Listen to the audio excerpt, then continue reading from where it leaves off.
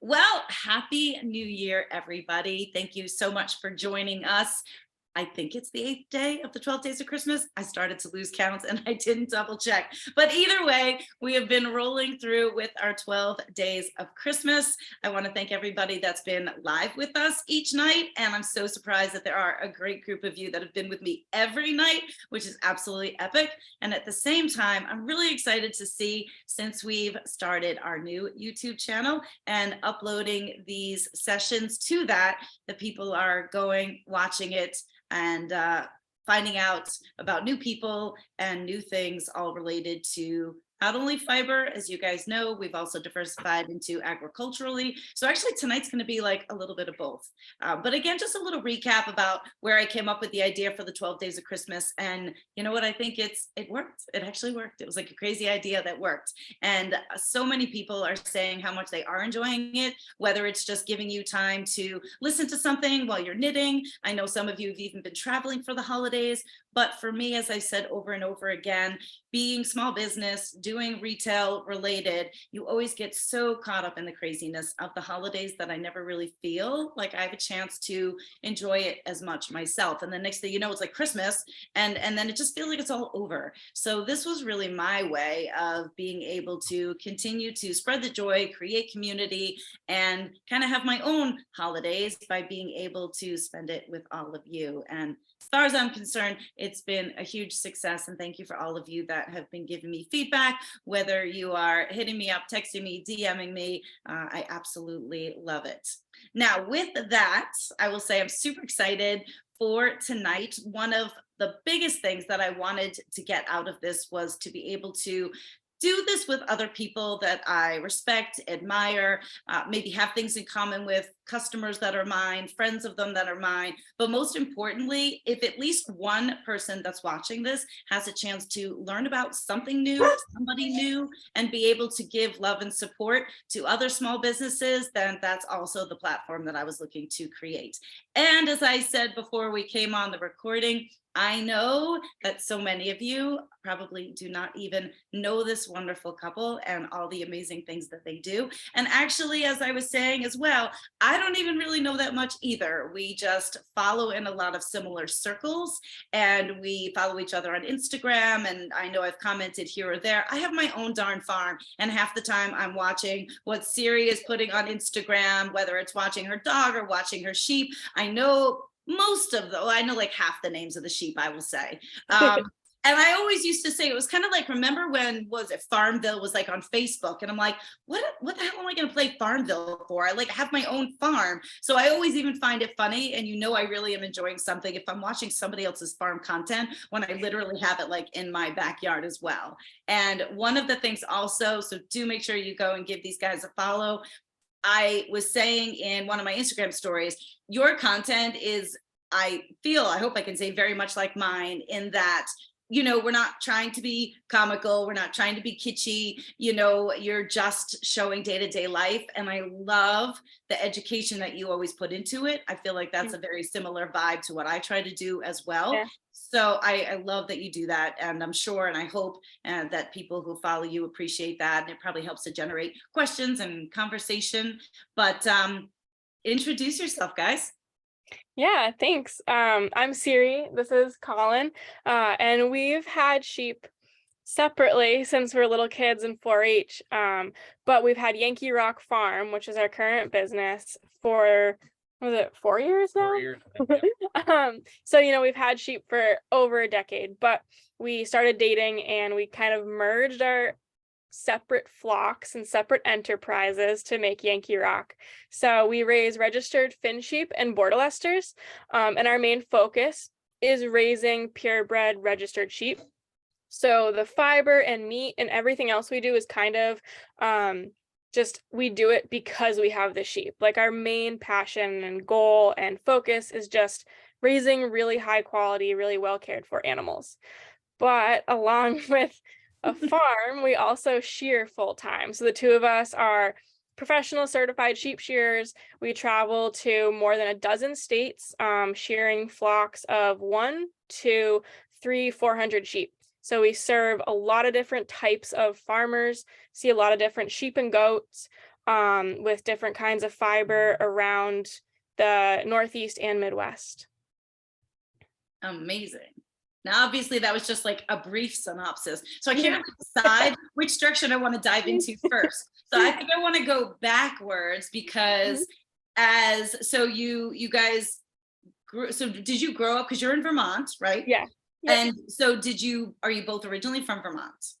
No, I find this hilarious because we both grew up in Massachusetts, and then when we were both like middle school age, he moved to Connecticut with his family and my family moved to Vermont. So we got started in like very suburban areas with 4-H. Colin started with rabbits and I showed chickens, which is like the suburban livestock. I love it. I love it. Because I love when I also tell people that people show, and I think those are like the two examples that I'll say. It's like people show chickens, or like with the rabbits, like I've never showed a rabbit. I know you just like ramp, and you just like round them up. I mean, it's just the funniest thing. I have no idea, but that's hysterical. And then, so where did sheep come in, and how in the world did you, all right, were you guys, if that was middle school, like, did you both just start sheep, but you weren't talking at that time? Yeah. So, we definitely didn't know each other at that point, but we got through to sheep just through 4-H. So like my 4-H club in Massachusetts did chickens, and we moved to Vermont, which is, mostly farm country. So I just joined the new local 4-H club and they happen to do sheep. And it's similar for you, right? Yeah, my 4-H club was a largely rabbit 4-H club. And one spring we just got a harebrained idea, everybody'd get a lamb. No pun intended. It just kind of snowballed from there. And that was in Vermont, you're saying, when you did that? He was in Connecticut.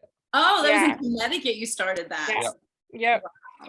But the like New England sheep 4-H circle is a small one. So we've known each other since we were in high school. We weren't friends really, but we were showing sheep at the same events. We saw each other. But you were still in two different states. Yeah. Yeah. Okay. And then what sheep did you start with in your club, and what sheep did you start with in yours?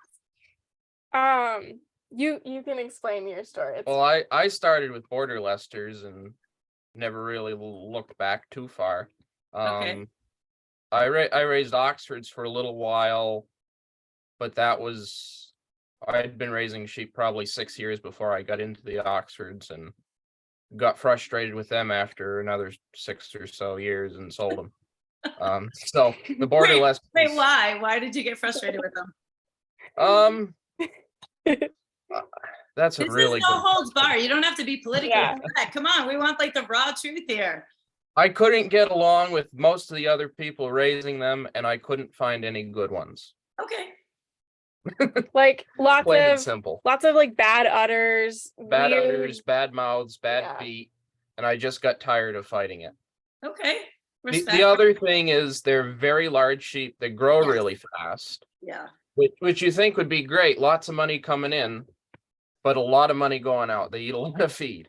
So it wasn't economical. Cool. All right. And then what about you, Siri? I got started with a bunch of different things because I just couldn't make up my mind. So Romneys and Border Leicesters were super popular with the kids in my area, which meant a ton of competition at the county fair. So I avoided those breeds. But I started off, my very first sheep was a Tunis Border Leicester cross.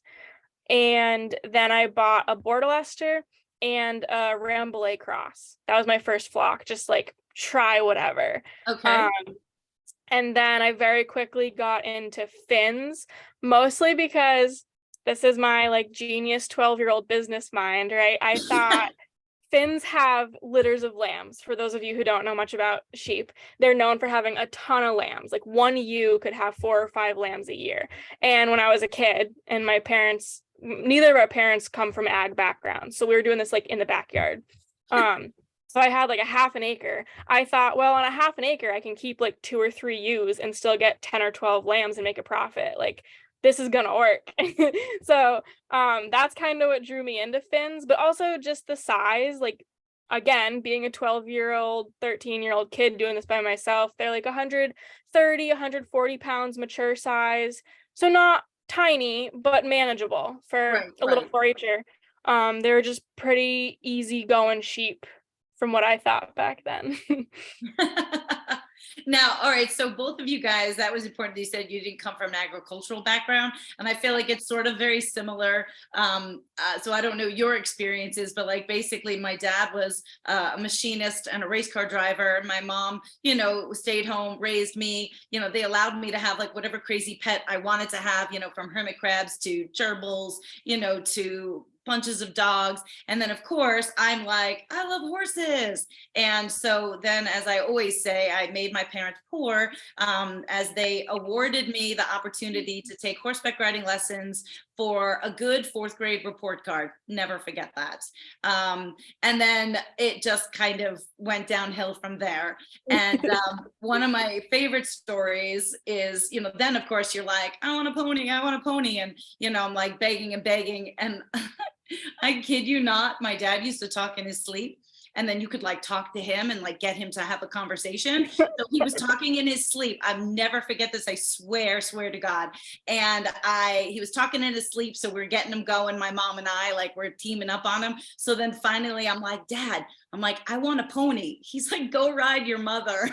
I was like, I mean, I just like held my mouth and like we ran out of the room laughing. And but then by 13, I did get my pony, but you know, it was like a 2-year-old pony that wasn't even broke. So basically that just meant my ass was on the ground every day while I was trying to get that pony. But you know, my point of it was, you know, there's my mom in her Dr. Scholl's sandals, like holding on to my horses, you know, trying to learn how to drive the truck and trailer. Like they knew nothing, but they were so supportive. So how is it that both of you guys came from non-agricultural backgrounds, and then your families obviously just supported your crazy habits? Yeah, it sounds so similar to what you're talking about. Like my parents had no idea what we were getting into, but they just always knew that if it was something I was passionate about and I was going to work hard and, you know, earn some of that, they would support me in any way possible. So that's kind of actually what brought us to Vermont. I grew up in the South Shore of Massachusetts, and we're pretty happy and comfortable down there. But I have an uncle in Vermont, and he was a large animal vet. So we'd come up here for vacations, and I saw the cows at his place. He had a pig at one time, chickens. And that's what really got me onto agriculture, because I was always an animal kid. I loved animals, but I think, you know, if you plunked me down in any setting with animals, then I would have been happy. And it just happened to be the farm was like my happy place. So we moved up to Vermont kind of really. I was just gonna say, so your family like literally moved to Vermont? Yeah. I mean, we had family up here in Vermont, so that was nice, moving closer to other family members, but it was really just to get me closer to agriculture and to open up opportunities for me. And it's, I mean, here we are. It's definitely something I owe a big thank you to them. But your story is not that different too. Colin's family also made a move. Yeah, I mean, it was right around 2008 when prices crashed, and Mom and Dad said, well, we can buy a couple acres really cheap. And they were supportive enough of my crazy dreams to want to do that. So I was really fortunate in that regard. Now, I would imagine then probably it sounds like it would be very similar for you guys as well. So like when I was a kid, you know, again, my parents, you know, we were just basic middle class, and Long Island is a very expensive place to live. And then when you decide you also want to do horses, you know, now you're paying for your horse to live somewhere else. And, you know, there's a lot of, you know, bills that go along with that. So I will always say thank you, you know, to my parents now. But, you know, back when I was younger, you know, it was 9th grade, and I remember like, you know, all my friends were at the beach in the summer and this and that, and I had a job, you know, like I was responsible for, you know, having money for myself to pay for what I wanted to be able to do. So, you know, when you're younger, sometimes it's a little hard to understand or swallow. There's always that kickback, but did you guys, I'm assuming it's the same thing. Did you guys like get jobs early on, or, you know, like your animals were in your backyard, like mine wasn't. So like I would always be at the barn, and I worked at the barn to try to work off board and, you know, different things like that. So how did you guys afford your hobby? Yeah, I mean, I was on the track team in high school, and that didn't last very long because I just had to, first off, I mean, the time taking care of my animals, my parents were very supportive, but I never wanted to like overstep and put any of that responsibility on them. So I was home every night, every morning to feed them. And then if I wasn't at school or taking care of my animals, I was working because I had, you know, got to pay the feed bill, all that stuff. Yeah, there's a lot of compromises. And there was a point, I think, when I was finishing high school where I kind of wondered if that was the right choice, like looking at some of the opportunities I missed in order to dedicate my time and labor towards my animals, but I definitely don't regret it now. There's 1,000 other paths I could have taken, but I'm enjoying what I'm doing, so. Obviously, and it shows. Yeah. Now, okay, so now you're both in Vermont, right? Like both of your families are there. So when did you guys? He was still in Connecticut when we met. Oh, okay. Yeah, my parents are still down there. Yep. Okay. Yeah, I So was how did dairy you guys, farming was mostly. it just from showing sheep that you guys met that way? Yeah. Yeah. Yep. Yeah. But And how I was old were you dairy when you farming met? mostly right before I moved up here, and You I guys- sold the cows and moved to Vermont shortly after we met. Yeah. Were you Yeah, guys it's funny. in high school then? Or like where, like I how was still in college. Oh, in And college. he's a little bit Yeah, older. college Yeah. a couple years, yeah. But we I mean, like, we knew each other just around sheep events. Like, there's some regional Northeast sheep events that any kid in the state can qualify, or in the region can qualify for. So we met, we knew each other, but we actually like went on our first date at a sheep sale in Ohio. Of course you did. Yeah, I was going out by myself. It was like the summer between freshman and sophomore year of college. So I was fairly young, driving out to Ohio by myself with a couple of sheep to sell in this sale. And I knew Colin was going to be there, and I didn't know of anyone else I knew there. So I sent him a message the night before, like, hey, are you going to be at the sale? Do you have some straw? Because I forgot to get bedding for my sheep. Now wait, was that a legit question comment, or was that just Yes. a way to, okay. It was both. I definitely didn't have any straw, but I saw the chance. I'd be like, these are pickup lines in the farm world, right? Yeah. Yep. Well, now, as far as like, so now, okay, so he moves up now. I don't even know. So like the farm that you guys have, like, tell us about your farm, you know, like, is it yours, acreage? Like, how did you end up as assumingly young people? And actually also, so college wise, did you both go to college? Did you, I'm assuming, go to school out for agricultural studies, or what was your focus there? Yeah, we both studied animal science. I went to SUNY Cobleskill and Colin went to UConn. Okay. So that was like always for both of us, the animal science path, I think was pretty simple decision. So I'm curious, only because I did that as well, but did you guys know what you were doing? Like, I ended up doing animal science because originally I thought that I was going to want to become a vet, and I didn't want to take like biology because that just sounded so boring. So once I learned about animal science, I'm like, all right, hands-on, you know, great. I didn't want to do horses in college because I felt like that's what I had done all my child life. So when you guys both went to college, what were your original thoughts or aspirations with that degree? What was your Dairy farming. It's what I was doing at the time. It's what paid for college too. Yeah. So that I was pretty well set on it. How'd that work out? And not very well. Obviously you went a little smaller, and you know, but, Look, do you think I went to school thinking I was going to raise and breed llamas? I mean, when I first started spinning, no joke, people thought I meant like the exercise spinning. I'm like, no, I'm not spinning. I'm like, I'm spinning with a wheel. Like here on Long Island, you don't do weird things like that, at all, not at all. And if you saw me in high school, no. I was like that girl, the hair, like the earrings, the jewel. Well, I still have jewelry, but like, no, nobody ever thought that I was going to be doing that, and neither did I. So, right, I always say you just got to take all your experiences and then just like let life guide you and, see where it goes from there. So what was your thoughts when you took animal science? Yeah, I started out actually focused on meat science. So I had sheep in 4-H and I just never cared for the fiber side of things. And I hear now Everybody, we still love them. No, hear me A out. collective Okay, so gasp as for everybody. as a young 4-H kid, like diving into the fiber world is so extremely difficult. And this is a huge part of our advocacy, not just for like 4-Hers raising sheep, but for farmers who themselves are not spinners or knitters. Understanding how to market your fiber if you don't personally do those things is so challenging. And so as a kid, because I could sell my fleeces most for like $30 a piece, which isn't that much when you go through the labor of skirting and after shearing and everything. I just like didn't get into it. I knew how to judge a fleece. I knew the basics of like sheep care to produce wool, but it was such a extra labor intensive thing that I didn't really have a good gateway into. I learned how to knit and spin and crochet and I liked doing it, but it just like wasn't my thing. Right. So that just pushed me towards the meat science. And I actually apprenticed as a butcher for a while. Oh, wow.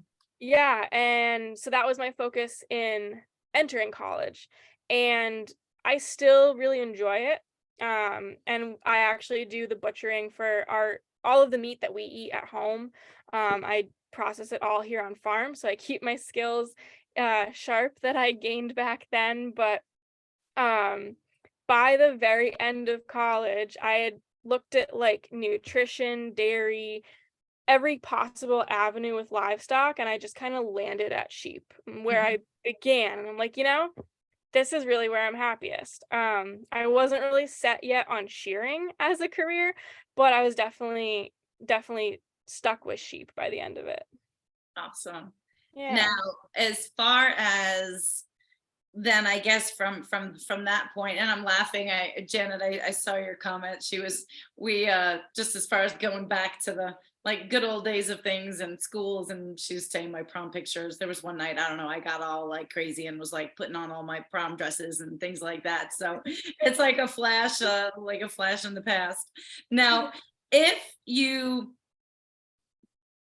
thought like, okay, so you go to school, you've got all this going on, like now I guess flash forward, like I don't know how much longer, like were you guys in contact when you were both in college, or you said it was after college that you guys kind of got together then? Yes, I was still in college and Colin was done. gotcha. And then so okay, now you are still relatively young people, and is it like, hey, let's just start a farm together? Like how did that conversation go? Yeah. It's funny because like honestly, I don't recommend what we're doing necessarily to anyone. In which way? Having a farm, raising sheep, he apparently just moves up to Vermont and jumps right in. Like, which part might you not recommend? Yes. So, but specifically like the farming, if we didn't have, so by the time we met, Colin had his Bordelesters and I had my Finns, both pretty well established flocks. I mean, we had a reputation for selling really good breeding stock. If we weren't at that point, we would not have started farming.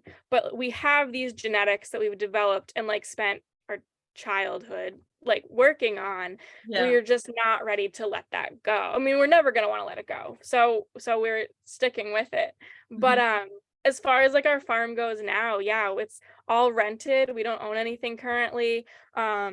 we have a old dairy barn, the remnants of one, on the property with our housing. So we have like a winter area where we live, which is super convenient. I mean, wintertime is when I want the sheep in my backyard. Mhm. And along with it, we have like a couple of acres that we can graze around the house. But otherwise, all of our pasture is on the opposite side of town. It's land that we don't own. We're often grazing with the landowner's livestock. So it's like cattle or horses that we're grazing alongside. It's a hodgepodge. We also have sheep at his parents in Connecticut still, because they still have a couple of acres and all their fencing and everything. So like Okay. for the winter, we keep all of our bred ewes here, right? Because lambing time, that's our focus. We need eyes on them all the time. Our ewe lambs, who are almost about to turn a year old, and our breeding rams, who are doing like nothing this time of year, go to Connecticut. So Okay. we've got overflow down there. Yeah, it's completely crazy. And if we didn't have these little flocks with like a very specific set of genetics that we've worked so hard to develop, we wouldn't be trying to do all of it right now. But we Well, just can't ignore why? that. I mean, obviously you're doing it, you love it, right? And Yeah. I mean, I know all the reasons of like why you wouldn't or shouldn't, or but I want to hear that from you. Like if if you could talk to yourself or somebody else who was like, like what are the hard parts? I mean, share that, or why would you say you wouldn't? And I guess potentially then is there a thought that, maybe like somebody gets another job, or you're at least just doing it for now? I mean, look, best laid out plans, right? You can always change. I mean, that's the beauty of it. And you guys still have a million years to live. So, there's never any mistakes. Like you can always just change gears. So, so what makes it hard? Yeah, I mean, you can touch on that. I don't know. I think the fatigue, the fatigue probably makes it hardest for me. But I don't know. I'd add to what Siri was saying earlier about why too. I farm because I'm kind of not mentally fit to be employed by somebody. So I'm just not cut out for society in some ways. So I just kind of have to farm. But it's a lot of long hours with not a lot of payment on those hours.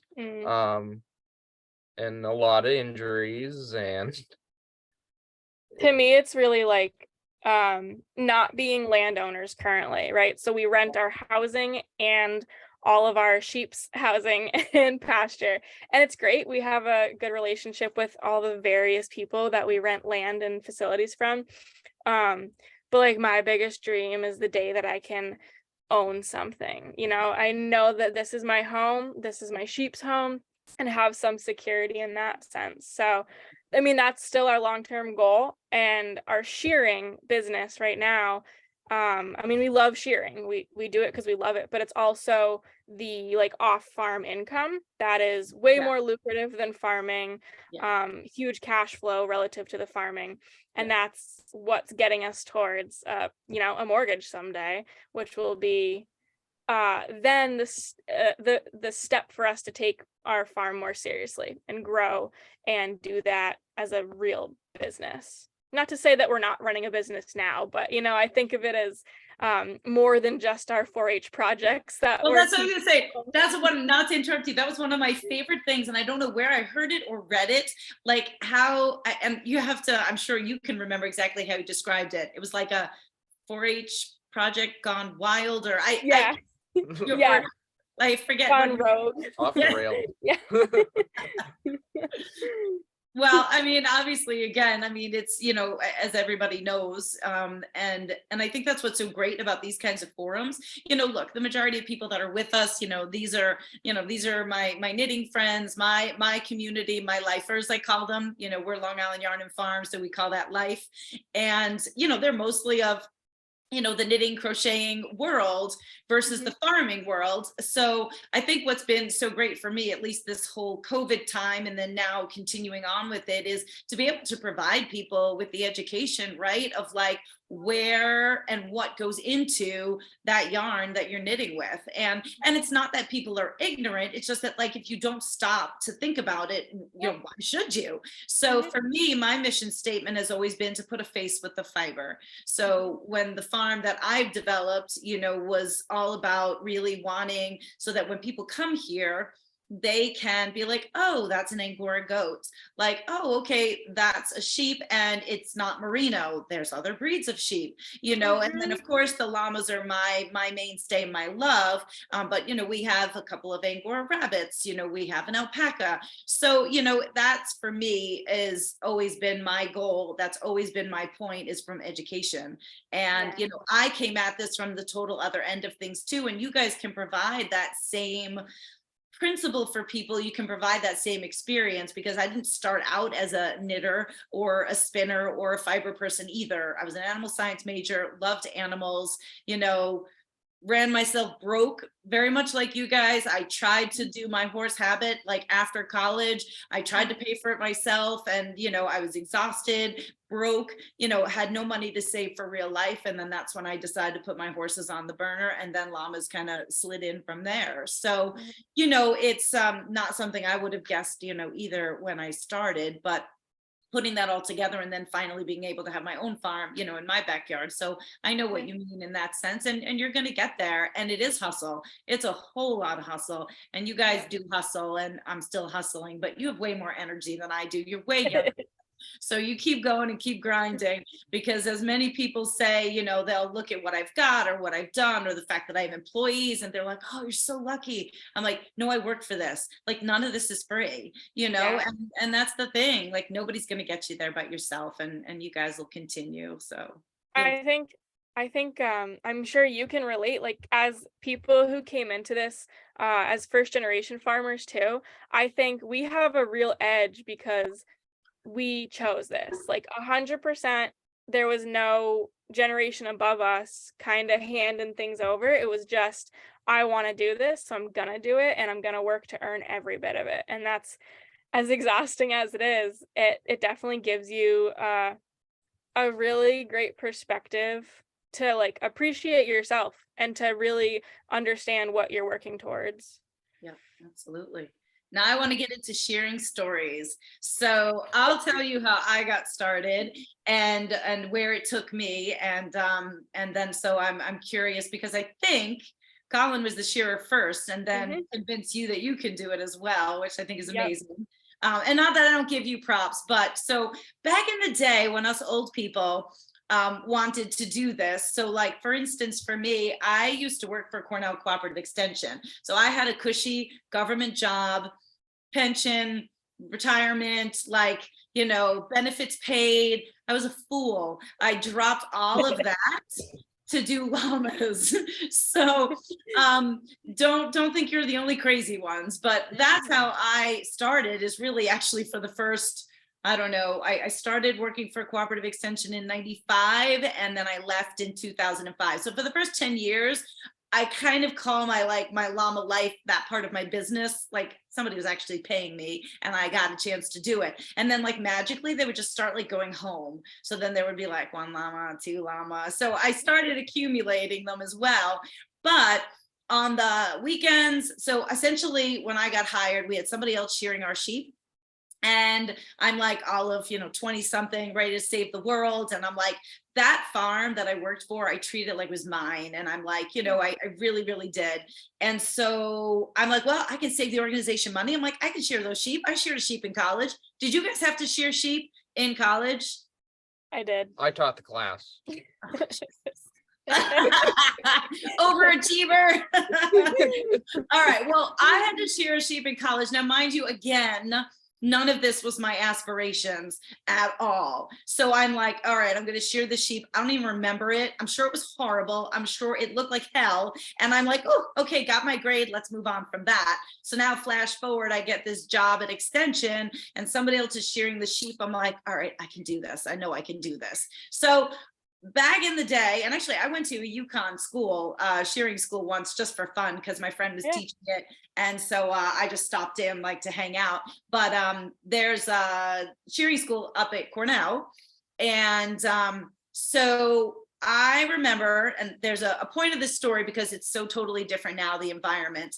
But I remembered I'd signed up. I wanted to go to this school. Now, mind you, this is when I did gold and not silver. I sort of had nails, and like I would not, I mean, I was like a hardcore chick, but like you would not know that looking at me necessarily. And so I'm like, okay, I'm going to go to this shearing school. And something told me to be very afraid. And I remember at the last minute, I was like, I don't think I can go. And I was really like kind of a shy person as well. And I knew this was going to be a good old boys club. Like I just knew it.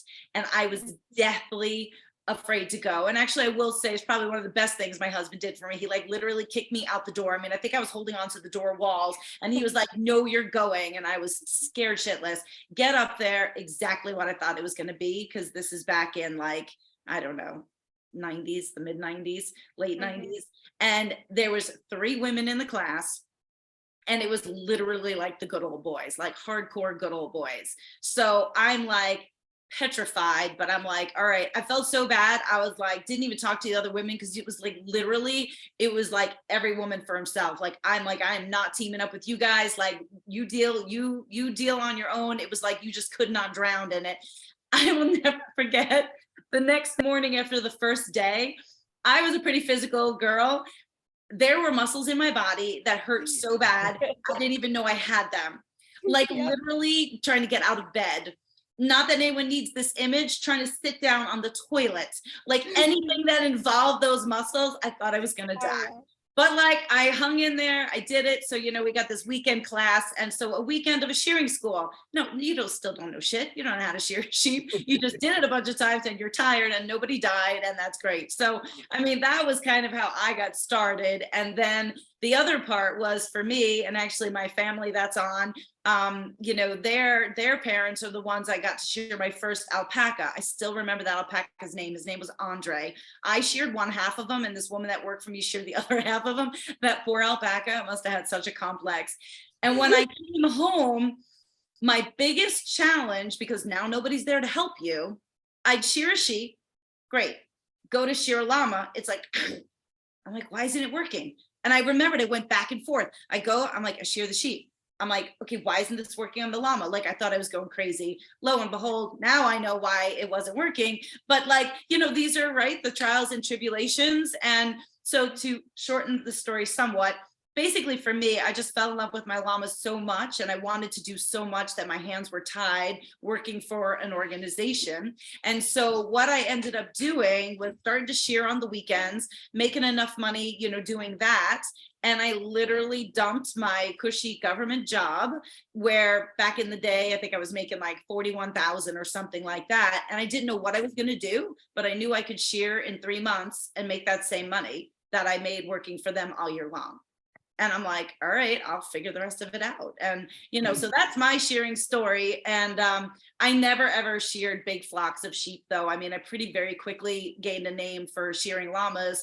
And I really kind of keep my focus on like small flocks, because that's, even back then, you know, I wasn't fast enough or really wanted to be doing, you know, big, huge flocks at all. So that's my shearing story. And I'm still shearing to this day. And, you know, thank God, because that's what got me through COVID. As soon as COVID hit, I was just about to be shearing and there was no other money coming in. And so that was a pretty wild time too. So talk to me about your shearing journeys. Yeah, well, Colin definitely has to start off. I guess I'll start. Yeah.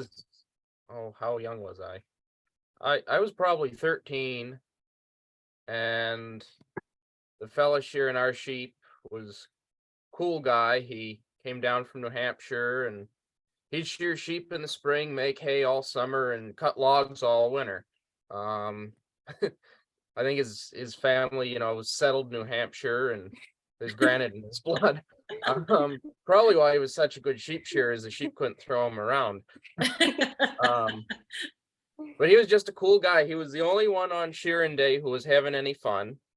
And I was in the wool bag the 6, 7 foot long wool bags, stamping them down, and it gets kind of miserable in there. And For I anybody who wanted out doesn't of know that what job. he's talking about, I mean, literally, it's like, I don't know how you describe it. It's like big, like, I don't Like a even know. sock, like a giant sock. Yeah. Okay, yes, exactly. And you were literally like in it because you have to keep piling the fleeces in because then that's what goes off to process. So, Yeah, okay. and if you don't get enough fleeces in it, the bag is worth more than the wool that's in it. So that was my job, and I wanted out of that. And the only way out was to learn how to shear. So he gave me some pointers, and he made me shear a pelt because, Oh, well, you can't do a lot of interesting. damage on that. That is so interesting. I have never heard of that before. Yep. Because it's funny because people ask me all the time, am I training somebody? And I'm like, no, because I don't want that person to get hurt and I don't want somebody's animal to get hurt. I do not Yep. want that responsibility. I mean, Yeah. thank God nobody else worried about that, but that's the coolest thing. I've never heard Yep. of that. Was it flats? Yeah, So it was like, flat. just to give you the feel of it, right? Just learn the feel of the blades on the skin and where to be. So And cool. that did me a lot of favors. The first sheep I ever sheared took me an hour, but I didn't cut it. The worst part I'm though, laughing because of course I understand. the worst part though is there was a second sheep in the pen. Right. You had to do it all over again. Yep. And then it just took off from there. He gave my name out to a couple smaller jobs he didn't want to do anymore. And then all the other shearers found out. So then anything that had extra horns or Right. really difficult to shear, I Any got. piece of shit job, the terrible clients, the terrible, like, physical conditions of the farm, right? Yep. I mean, I spent probably 5 years shearing without knowing what a good sheep was. Oh my gosh. And you know what's the crazy part? Can you believe people paid us to do that in the beginning when it looked like Oh, I know. I felt bad charging people because I was so awful. And some of those people I still shear for, and they're saints for sticking with me. Right. Oh my gosh, absolutely. But now when you started shearing, did you have sheep? Yes. Okay. So in the beginning, when you got sheep, was somebody else shearing your sheep? Yes. Yep. And that's who I learned from. Okay. Cool. All right. And then so Siri, how did because you obviously had sheep for a while, because if Colin is the one that got you shearing, so who is shearing your sheep? Yeah, I was pretty lucky through my 4-H club. There was like one shearer who would come and get all of us done. Okay. And I was super fortunate because she was a young woman who also went through 4-H here. So I started off with like the very first sheep shearer I had was a woman. And I think that was awesome. I mean, Who was it? the first image I had, Liz Willis. Okay. She's basically done now. She had an injury and she also has a full-time job. So she's kind of moved on from it as she's gotten a little bit older, but she was so good to us 4-H kids. And then I also showed I showed so many sheep as a kid. So I showed a lot of South Downs. And so for people who aren't familiar, South Downs are a breed of sheep that are known for meat. They're like considered a meat breed. So for shows, we shear them all the way. We leave a little bit of wool on their face and their legs. Almost people think of it like a poodle cut. That's what I hear from people at the fair. They say that about the llama cuts all the time. Yeah. Right? Yeah. But anyways, the sheep have to get shorn all the way down for shows. So I learned how to do that. It's not shearing that we do. We call it fitting. But I got familiar with the equipment and the anatomy because a sheep shearer has to cover every inch of a sheep's body. So that was huge for me, just to have a little bit of familiarity with the shears before I tried actually shearing. And then so my shearer Liz was kind of getting out of it. Her mentor, Jim McCrae, who sheared a boatload of sheep in Vermont, was retiring. So all of a sudden there was a ton of people who lost a shearer. And my name got passed around just as like a 4-H kid who knew how to run shears. And like Colin, I felt bad charging some of those people, but for the first like year and a half, people would just call me up in the middle of the summer. begging for me to come, whatever I had to do, just help make their sheep feel better. So that was how I started. And then I got so frustrated with that when Colin and I first starting to talk. I said to him, I think, I'll go on a second date with you if you can give me some pointers shearing. Oh my gosh. He's probably like, that's easy. I got this. I think he needed to be a little harder to get, if but it worked out for me. So yeah, so it really was from that point on, before Colin and I lived together, it was just, we talked about shearing, and then when we were really dating officially, we sheared together, and that was huge because on the job we could stop and I could say, like, I'm struggling, what am I doing wrong, what do I need to do better? And now it's fun, we're both at the point where we can do it to each other, we can really bounce off of each other and learn from each other on the job. But yeah, it was definitely Colin who pushed me to realize I was capable, because like you're saying, the first sheep, it took him an hour and you couldn't walk the day after, like that's normal for all of us. So that first push, that first initial learning how to shear is so hard.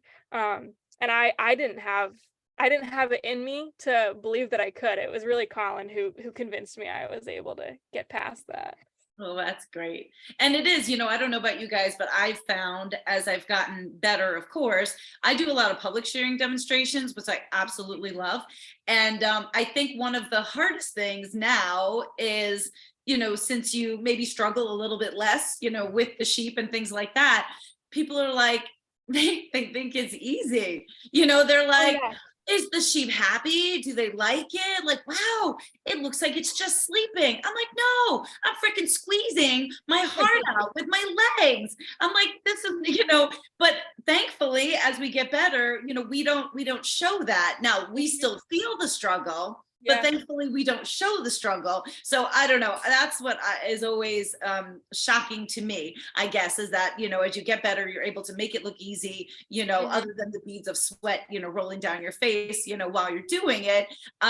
So easy though, that have you guys ever had customers that or people that call you, hey, can you teach me how to shear? Or I want to shear my sheep. Like, can you teach me how to do that? Do you guys get that as well? Oh yeah. Yep. Yeah, my favorite is the people who call in like July, August, when it's getting a little too warm for me. And they're like, well, I tried for 4 hours and the sheep is cut and I'm exhausted. Can you please come help us? Let me give you a tip. As you get older, if you don't do it already, guess what? That's an extra charge. But it's I think that's always, but I will say I do love the customers that say they're going to try shearing, and then when it doesn't work and they come back, right, they have a greater appreciation, so there's no need to shame them, it's just now they're like, here's my money. And like I tell people all the time too, this is not rocket science what we do, but do you want to part with your time or do you want to part with your money? Pick. And that's, that really is what it is. And of course, the more you get a chance to do it, then the faster you get at it, right? Because those early days, if you calculated like what we got paid for the time that it took us to do it, there's not a good ratio, compared to as you, move along. And you guys have a much more legit, sheep shearing setup than I do, because I don't do as much sheep as I do llamas, and having the drop down and the hand piece doesn't work with llamas because you just need to be too mobile. So, that also is, is nice, in terms of probably, how you guys are able to do things. Now, do you ever have to show up at a small farm, and do you ever say like, okay, it's not worth setting this all up? And do you guys ever run on a shearing, instead of using, so guys, I guess somebody would have to Google it because we can't show it, but like when you guys, my people have all seen me shear, I have the whole machine in my hand, but like real professional sheep shearers, they have a machine that's up here, so the motor's up here, and then they're just using a hand piece, so it's like super lightweight. And the downside of it though is like that's where you're staying. You know, you can't move from that, and you don't have the same mobility that I have. So do you guys ever show up to places though where you're like, it's not worth setting that up, and then you just, you know, use a regular shearing machine? Yeah. You do. I don't hardly anymore, because the real, you know, the Shearmaster types that we've got, they're just so heavy. My elbow will throb for the rest of the day, and I just can't. It's just not worth that for me. I'll Oh, no, spend the extra 15 I minutes. hear you. So do you use a Shearmaster as well, Siri? For my cutoff is 3 sheep or less, I'll use Shearmasters. So All if right. you've got 4 or more, I'll find a way to hang my machine. Yeah, no, I hear you. The only thing I would say, guys, too, I'll pass off to you, and not that, but so for the longest time, I was always running like Heineckers, or I'm trying not to get too technical because everyone else is gonna like glaze over. But seriously, those are like 3-pound machines, right? That you're holding on to. I will say I've switched, especially because yes, I have a lot of shearing elbow. I guess it's not tennis elbow, that's for sure. So I have a ton of problems with my right arm, but the those new little ones that Andis doesn't do it anymore, but Heinecker still does. It's like the Expert or the, I can never remember, it's an X something. They're only 2 pounds, and you would never think that a pound makes a difference, but I don't care like how basic it looks. I mean, I feel like it doesn't look as cool, you know, that you're not hanging on this big machine, but it's so much easier, and they're powerful enough. They blow through anything. So just saying, as you guys get older and your body starts to give out. So, all right, let's have a little bit of fun to entertain people. I need a shearing story. So whether it's like, I don't know, crazy client, or something happened, or like we all have a million shearing stories. So like, what's a favorite, you know, shearing story that pops into mind? Like, you know, it could be a nightmare, it could be funny, whatever. Yeah. You cannot possibly have to think too hard about this. There's too many to roll through. I've got one to start. And it's maybe a touch bloody, so you know, if anyone's got a real sensitive stomach, but this is the reality of farming. And so we have this flock. It's actually, so we shear in the Midwest. We travel as far as the Midwest, and this is one of our Illinois jobs. Really, honestly, great guy to shear for. Had an extreme problem with drinking, but on shearing day, he would be sober for you, and the sheep would be caught, and he would work his ass off until the day was done. But you know, it was a rough day for all of us. And this is the Midwest, so they have giant medium wool Columbia crosses. These are hardy sheep. They're tough and they're fighting. And so we're all pretty tired, and I'm getting through. I think I did about 25, 30 ewes, which isn't a lot for me, but they're big sheep. So it's almost like 50 ewes. And anatomy of a sheep, right? We've got ewes and we've got rams or wethers. So a ewe is a female.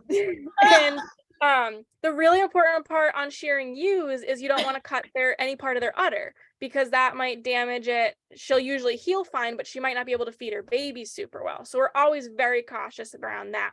If you've got a ram, it's usually pretty obvious because their testicles are large enough. Once you get to shearing, it's right there. Wethers are castrated males, so they don't have testicles. They still have what we call a pizzle, which is just like a little sheath in the middle of their belly that they pee out of. A big woolly belly, no testicles. You can't always tell. So I ask every single client, are there any wethers? Are there any wethers? Remind me, tell me there are wethers. Like, there's no issue telling me how many times or which sheep are wethers. So I'm asking this guy, Randy, are there any wethers? Nope, these are all ewes. There isn't even a ram. There's no wethers. I am on the last sheep of a long day, and I'm going down the belly, and I see red. And I turned my machine off. I said, Randy, is that a ewe? He says, oh shit, and out comes the beer. That was it for him. He was done. Now I gotta say, the sheep was fine. They they bleed more than real. It's not like an artery. It's not close to the heart. They're fine. We put some stuff on it to keep the bugs out, and the sheep did perfectly okay. But it was a rough end of the day. The last sheep. Oh my gosh. What I didn't warn Siri about going to Randy's is the year before he handed me a ewe and said, she didn't raise any babies. I'm gonna have to get rid of her. That was a weather. Repeat offender. Oh my gosh. I have to say, I mean, I've come close. I'll never forget from the guys that I got to know really well from the shearing school. If people could, this is horrible, but like they would talk all the time about, you know, shearing off that sheep. And he would always say it was like calamari, because you know, it's like a tube and you just make like little rings. If anybody can picture that, trust me, it's not a good image. But I have to say, I mean, I've come close, but I know exactly what you mean, because I'm always constantly asking, you know, Yeah. like, and there are times, you know, where people don't even know what they're handing you. They People don't get it know. wrong. Yep. Yeah. And so I've nicked it. I can't say that I've ever cut one off, because I think I would die, but I did cut a teat off once. I felt really, really bad. It was at shearing school, and I just had to, like, I was like so freaked out. I felt so horrible. And my friend Dave, do you guys know Dave Dingaluski? Oh, Jingles. Mhm. Yeah. Oh my God. That is like, so he's my heart. He pretty much who taught me how to shear. Like all those years ago. I mean, he really befriended me at that first workshop. Dave Rathke teaches it. You guys, I'm Doug Rathke. You guys know Doug. Yeah. So anyway, but so I was like, Dave, I'm like, I can't finish this. I'm like, I just cut her teat off. And like, I just threw him the sheep, and I had to just like go regroup. I felt so terrible. I mean, now, like you said, my favorite expression, even like when you're trimming hooves and then, you know, you cut into the quick and then it starts to bleed. I'm like, look, it's very far away from their heart. They're not going to bleed to death. They're going to be fine. It's what I say all the time. But when you still do it, you still feel really terrible about that. Old Randy Knight at UConn used to say sheep have a lot of blood in them. Oh my gosh. So, well, that's a good story. I mean, I feel like my younger day stories were always like chasing after sheep. Like, have you guys ever been at a job where all the sheep are caught up, and then, or llamas for that matter, and then magically, like, a gate gets left open, or like one sheep escapes or one llama escapes, and then now you're running around after that trying to chase this thing. And oh my gosh, when you get older, this is what I say. I'm like, I'm a sheep shearer. I'm not a sheep catcher. Yeah, I don't chase anymore. Our tolerance went way down this year. Not because like we don't have the energy, but the time. Like, you know, my time is worth something. If all my other clients can be prepared and you're not, I gotta either charge it or go on to the next job. I dove off of a boulder one time, and the sheep went running by to catch it. In my younger days, I was pretty scrappy. Now I'm like, freak that. I'm like, I am not catching anything. So let's change gears a little bit. So talk about, so now do you guys shear only sheep, or did I hear you shear Angora goats as well? Yeah, we do way more sheep than goats, but we do some Angoras. Probably, I don't know, a couple hundred a year. Yeah, something like Oh my So God, we that's probably way do, more like- than I would ever want to do. Do you like shearing Angora goats? No. That was a really quick no. Me too. They're a challenge. Mine. They're an absolute challenge, and that's probably the only reason I do them, is because they are a challenge. Yeah. Well, I don't want a steady diet of it. Yeah, no, exactly. And then do you guys do llamas or alpacas at all? We do a grand total of like 10 for people we are friends with. Here's my camelid rule. If it kicks me, I'll never shear for you again. Well, I The guess other one is, it's kind of like Fight Club. If I shear your camelid, you don't tell anybody I do that. Yeah. Meaning because of the way it looks? Yes. And we don't want any more business. We don't want any more. Well, look, the good news is you can still throw all that my way, and then I will still throw anything bigger, sheep flocks, like your way, or any like super, super big sheep, or any Jacobs for that matter. Yeah. I'm not doing any of that crap anymore. No more. I like shearing Jacobs. You do? Yeah. I can do 120 Jacobs in a day. and still be done at like 4. Yeah, no. Even doing Angora goats, I swear to God, I'm going to try this. I want to take, like, do you ever, I don't know if you did in grade school when you were little, but remember like in kindergarten or preschool, and I think some of my people can relate to this, they would put tennis balls on the bottom of the chairs in Yeah. school Oh, yeah. so that it wouldn't make a lot of noise. I swear to God, I need to do that on my goats. I want to put tennis balls on their horns and see if that helps. That way they Because can't dig it into the back of your thigh. to the back of your calf, hook it around, get in your pants. I'm like, yeah, no, horns are evil, and God should not have made animals with horns, as far as I'm concerned. So those are my feelings about that. So, all right, I'm going to switch to some harder content. And I hope, like, guys, drop anything. Why are the Jacobs difficult? Oh, you love the shop talk. Thank you so much. Because honestly, I'm forgetting you guys were there, and I'm just like totally nerding out. And if there's ever anything we say that you don't understand, please. And then I don't think, are you guys at the New England Fiber Festival? I should be there next year. We were gonna go this year and we scheduled a shearing job. So it's already on my schedule for next year. To vend or just to be there? I should be vending with a friend there. We won't have our own booth, but I'll be there selling stuff. Okay, awesome. Well, good. Well, then if we don't ever cross paths before that, then hopefully we'll cross paths there. So somebody was asking about that. And then, like I said, Jennifer, I'm glad you love the shop talk. And then I don't know if we answered the question, but the reason why I find Jacobs to be difficult. So Jacobs are a really adorable sheep to look at. What I love about them is when you're done shearing, they look like little cows because they are like black and white. But interestingly enough, the fleeces end up turning brown because of the sun. So they on the outside before you shear them, but when you're done shearing them, they're just the cutest things. However, they are a multi-horned sheep. So not only do they usually have 2 horns coming out the side, but they have 2 huge horns coming out the top, and sometimes they can even have 5 horns, right? I think up to 6. 6. Yeah. I think up to 6. Yeah. So while many people think horns are lovely and they make great handles, that is true. You can definitely like grab onto them and drag them wherever you want to go. But you guys have all seen me shear, I hope, as you're flipping this animal around and what I call sheep yoga, you're like bending them and twisting them and doing all these things. Those horns are things you have to work around. And I don't know about for you guys, but I'm a perfectionist. So even doing my goats, it annoys the shit out of me that I can't get it like all nice and clean around the horns. So that's also another annoying part of it. But that's why I find Jacobs difficult. And they can have nice fleece though. I don't think I've had as much experience with shearing Jacobs with nicer fleece. So then I feel like I totally have there's no excitement level for me other than it just being a pain in my ass. So that's my story with that. 4 a.m. rent stay. Oh wow, they look I don't know that I find them, I wouldn't say I find them to be a chill sheep either. They're very like more primitive.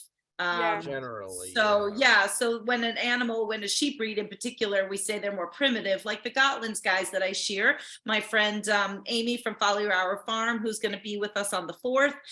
So primitive breeds tend to be, a bit more aloof.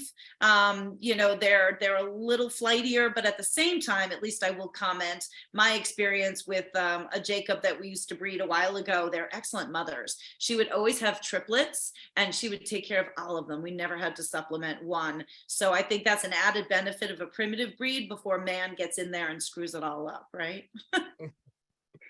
So shifting gears, and we're covering so many things in this 12 Days of Christmas. So I actually had a client of mine, they have a pastured pork farm.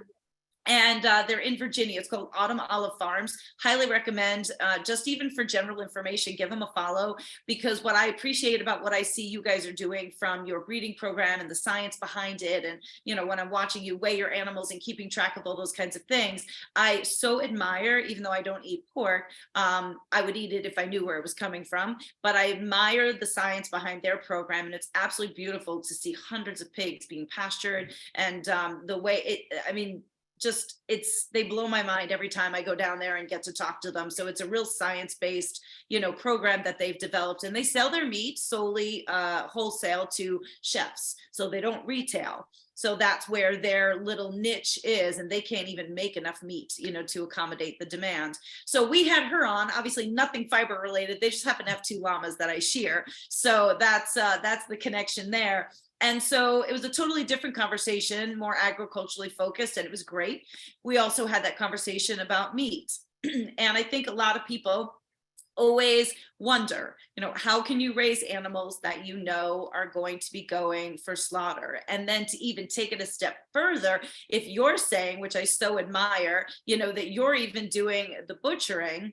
So I would love just like an open conversation. Like, you guys started this as kids.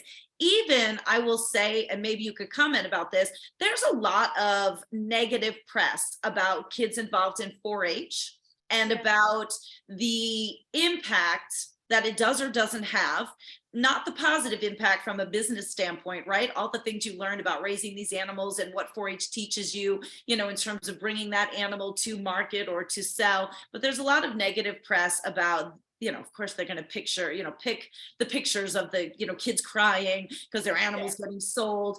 But, that is a reality of it. So how did you guys handle that as like young individuals, the first experience you have with, selling your animals, and I'm assuming they were selling them going off for meat. And then even to now, how do you handle that? How do you dissociate yourself, or do you? Is that a problem for you? This is like multi questions here, but the other thing, I know, I just get so excited. The other thing too is, I'm curious, as young adults and doing this as a business, and even some of your Instagram stuff, which is pretty direct about what you're doing. Do you yourselves get any negativity from people that don't respect everybody can make their own choice about what they do? Yeah. Wow. I know that's a lot. I just didn't want to forget it all. Yeah. Well, so start with the 4-H part. Yeah, I got started when I started sheep 4-H, I was actually a vegetarian. A young kid, so I made that decision without a ton of like worldly experience, and it wasn't so much of a place that I didn't think it was okay to eat meat, but at that age I was just aware enough to know that I didn't understand it, and I didn't feel right not knowing like how it was done and all the stuff behind it. So when I started raising my own sheep, the very first winter, I had 2 rams that were related to the rest of my ewes. I was on a 1/4 of an acre on whatever money I made working at this store in town. I was facing the reality of I can't keep all of these sheep. They can't all live together. Putting them together is going to create inhumane issues. And so I kind of came to the realization like, oh, this is why we should eat meat, because I felt at that time I was doing everything right. I was giving them a good life, but I just couldn't manage them all in a safe or beneficial way for their own good. So yeah, that first winter, I actually had a mentor in town who was willing to process them himself on his farm just up the road, and he was willing to let me watch. So I don't know when I was that young how I swallowed that experience, but I did, and I never looked back. I guess, I totally respect people who just don't have the stomach for it. That is so fair. But for me, seeing it and now being a part of it there's like a beauty to it. This is nature, and we see it on the farm, whether you're raising animals for meat or not, everything's going to die at some point. And if I'm doing it in a way that's controlled and proven through science to be painless, and I handle it in a way that I know the animal is not stressed, then there's kind of something to feel good about it. I know how weird that can sound. So I don't want to like give off the wrong impression, but it's a part of the natural process, whether I'm euthanizing an animal or they're dying by natural causes, or around here we have a lot of predators that will take out animals in ways less humane than what I can do. So like all of that, all of that developed in me, going through my 4-H project and just growing with it. I hold on to all that mindset now, whether I'm processing animals on the farm for us to eat, or we do send animals to a USDA inspected slaughterhouse, in the same county as us. It's local, but they do an inspected process so that meat is stamped healthy, safe, and we can sell it. Because I can't sell the stuff that I process on farm. So right. yeah. I don't know. Is there anything, your experience is a little different? I don't know if you have anything to add. Well, I don't know. We ate a lot of game and fish when I was a kid that we'd harvested. So it always was in my mind that raising livestock, there wasn't going to enter in a point at which they moved to the table. And I see it as, it's how they evolved alongside us and we evolved alongside them. It's kind of this social contract. We protect you from bears and mountain lions and whatnot, and we keep you from getting dysentery and giardia and all that. And we're going to eat some of you, but we're going to do it in a respectful, honorable way. And it just kind of flows back and forth. We give them a little, we take a little. We give them a little, we take a little. And it's just been going that way for eons now. And I don't think it needs to stop with me. And do you, now obviously if it's like in your case, Siri, when you said with those 2 rams, you had to make that decision, you already had them. I'm sure they already had names. Yeah. I mean, I'm sure there's a greater, so when your lambs, right? I mean, and again, we could easily, and I already know, because I'm joking around already. I swear I'm gonna be like the Joe Rogan podcaster of the fiber world, because like my podcast would be like 3 hours long. So this is definitely gonna keep going. We're definitely gonna have like a part 2 after I'm done with these 12 days of Christmas. But in any breeding program, now is my understanding you guys are breeding, so your main focus is your purebred stock. Yep. As breeding stock for other people primarily. Yeah. And then are because I know it's with me, so are people also buying your breeding stock even if they want them as pets? Or do you take certain animals, right? Because everything that's born is not necessarily cut out to be breeding stock. Yep. So are those the ones that you sell as pets? Or if Mary Smith comes to you and she's like, I don't care that this is breeding stock and costs $5,000, I still love it, I want it as a pet. Like, how do you decide that? And I guess where I was going is that I'm sure there are also a portion of lambs that you know are going to go to meat. Yep. And so do you help yourself by not naming them if you know that those are the ones going to meat, or how do you feel about that? Yeah, so I've explained this to people and I've gotten a lot of weird reactions, and I know this can sound weird, but we don't look at them at all from a young age of like, oh, this lamb's gonna be meat and this one's not. They are all treated 100% the same from day one. Okay. And I don't know, that just feels right to me. Also, all of our sheep are like a genetic package with potential. So when they're born, we're monitoring, we're weighing, we're taking measurements of them with the idea that any one of these could be a really high quality breeding animal. So part of it is giving them each that chance to really prove themselves. And they're not all gonna, there's the genetic bell curve exists everywhere. There's gonna be below average and above average. So we know going into it, some are gonna be below average. And those are animals that should not enter a breeding population. But we name all of them. We don't name them like at birth. It's really a personality thing. I mean, See, I'm not the only one. I have a 5-month-old mama that doesn't have a name. And yeah. And They earn names around here. Sometimes it's 4-letter words, but all right, I just had to jump in there. I'm like, see, it's not just me. I mean, he's gonna get a name, but like You're so. right. Yeah, no, we just named a lamb recently and she went to Rhinebeck and everyone wanted to know her name. And I'm like, guys, I swear I love her. I just don't know what her name is yet. Oh And my people are like, God. how can love you not name it. her? I But love yeah, it. I love it. yeah. Well, So all of our lambs, every single one of them, we look at them the same. Um, and so for me, when I go out shearing, I see all kinds of flocks and I love all my clients, you know, that they all keep me no, you employed. don't. You But can't love all of them. No, there's because there's I don't love all of mine. but okay, there's a level of respect, you know, I don't want to Yeah. talk poorly, but I see everything, right? I mean, all shearers do. And I see the most amount of neglect that we see in a, if we can generalize, is in pets. People who just don't have an education about livestock. They think they can kind of treat their sheep like their house cats. They might not have access to a good vet in the area. All sorts of issues that create this situation where none of the large commercial flocks we shear for really have neglect issues. I've never seen abused animals on a commercial flock.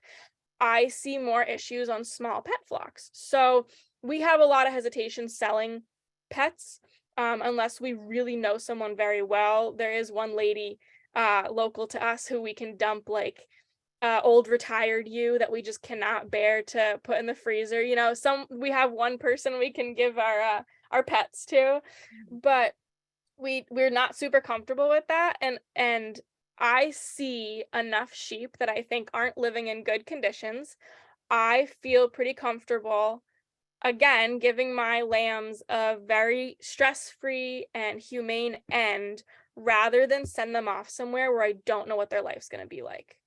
So for you, when your lambs are born, so then what I'm understanding is, and you're right, I mean, not everybody's going to become breeding stock, but obviously the same like with me, you know, it's that goal of like, you know, creating, you know, the nicest llama, you know, or the nicest lamb. So when they're all born, your goal is, so you don't have it necessarily set where you want to put X amount in the freezer or sell Right. X amount for meat. So really that is kind of secondary then for, I guess, what I'm hearing. Okay. Yep. So it's not like you feel like you need to meet some kind of quota or sell a certain amount of meat. That's Right. just those that don't make the cut. Yep. And even the breeding stock, we've got a reservation list and we've not hesitated to say to people, we just don't have the quality this year. We're going to roll you into next year if you want. Yeah. I feel like somewhere on my travels this year, and somebody has some of your fins that I do. I don't think I did the fins. I don't know. Like maybe they had a llama. I'm gonna have to go back and look at my clientele, but I Yeah. know somewhere, or I was talking to somebody. Wait, there's a woman here on Long Island, Elizabeth Schaffner. Yeah. She's Okay. got a bunch of fins. Yeah, are they from you? I No. don't think she's gotten any from our genetics. No. Okay, all right. I wasn't sure. Maybe that was it. 'Cause actually, I don't even shear for her, but she called me in. I actually have to go shear sometime this week coming up because I guess she had two that missed shearing and she feels strongly about wanting to do them now. So I'm like, all right, sounds good. Yeah. Needless to say, I told her, I'm like, look, I charge a whole hell of a lot more than whoever you had coming in to shear because that person does not live on Long Island. So if you want me to shear, no problem. Like I tell everybody, I don't know if you guys will be aghast, and it sounds my expression of how I explain it, but I'm like, I don't bend over for less than 25. So that's pretty much, you know, where I'm at, and that's the lowest end. So you know, of course, talking prices and all that's another thing. So all right, so the meat part of it is completely interesting in that sense. So where do you sell your meat to? If you said, because again, you do send some to a USDA facility, that means you're allowed to sell it, you know, to the general public versus what you do for yourself. So do you do, is it retail? Like, is it B2B, you know, B2C? Like who are you? Yeah, most of it goes through 2 local stores. And one of them's closing, so we're kind of shifting our plans for this coming year. But it's all wholesale currently, just because shearing fiber sheep, we don't have the bandwidth for another retail project. But that's probably going to change this year because we've got meat in the freezer. We got to get it sold. But like we were saying, it's not our main focus. It's not a ton of lambs every year. It's just it's part of what we have to do to have a responsible breeding program. So we'll About how adapt. many lambs, like on average, do you have on the ground every year? 40 to 50. Okay. Are mostly everybody, so just to do the math for people, is most of yours, well, your fins can do multiples, but is most of yours at least twinning? Yeah. Okay. I think our flock average lambing percentage was about 220% last year. So that would be across both of our breeds, 2.2 lambs per mother for that season. But with our Border Leicesters, it's like 180 to 200%, and our Finns 2 to 250%. I have to say Border Leicesters was always one of my favorite breeds to shear. I love them, of course, because they have no wool on their face and legs. So that's Exactly. absolutely amazing. But I don't know, I just always enjoyed, shearing them. Outside of your own breeds, what would you say is, because we're going to segue into fiber stuff. So we can talk about that. So outside of your own, just not for any particular reason, what are either one of your favorite breeds to shear? Outside of Border Leicesters and Finns. Yeah. Anything that weighs 150 pounds, has no head wool, has no leg wool, And it's fasted. and is fasted, and Oh. relatively low wool density. Like, can you think of a breed? Polypays, Cheviots, some Shetlands. Ooh. Finn Dorset crosses. I know that includes Finn, but like an old Finn Dorset cross. Mm-hmm. And so and hopefully you can say why. So what would be a breed that's your least favorite to shear and why? Our least favorite is Icelandics. Interesting. Okay. And Yeah. why? Wait, and you're both on the same page about this. Oh yeah. Yeah. Okay. And why is that? So circling back to the horn thing, Icelandics have horns. I think they are one of the meanest sheep to shear, so they know how to use those horns. Icelandics don't have horns, they have prison shanks. And I find them, they're very primitive also. Yeah, they're brutal. And they have a dual coated fleece. So if you hit them at the wrong time of year, when that fleece is in the middle of a rise, it's just. What is that called again? I always forget. There's Ruing. a word for that. What? Ruing. Yes. Yeah. Yeah. No, I totally, oh my gosh. And there's sometimes and when you're done, because you just got to ride over top of it. Like, Yeah. there's just nothing. You're better off leaving and coming back in a month. Yeah. Honest to God. Yeah. Well, I have to say, for me, actually, aside from any sheep with horns, I hate Dorsets. They're mean. I find them to be very kicky, like mean, kicky, just personality wise, they just seem to fight. At least that's with me. So I think they're definitely my least favorite. I shear a lot of fat sheep because I shear mostly pet sheep. So I actually have a modified, I call it the fat sheep flip. Like when you get to the point where their head is supposed to be between your legs and they just can't do that. Like they can't bend. So yeah, I have like a whole modified shearing position for that. So I do that, but I'm so surprised. You guys did not say that baby dolls are your least favorite to shear? Nope, I love them.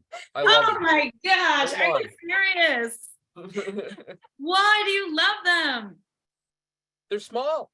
They are small, but they have wool in every single gosh darn crevice. And they're usually people's pets. So they're fat.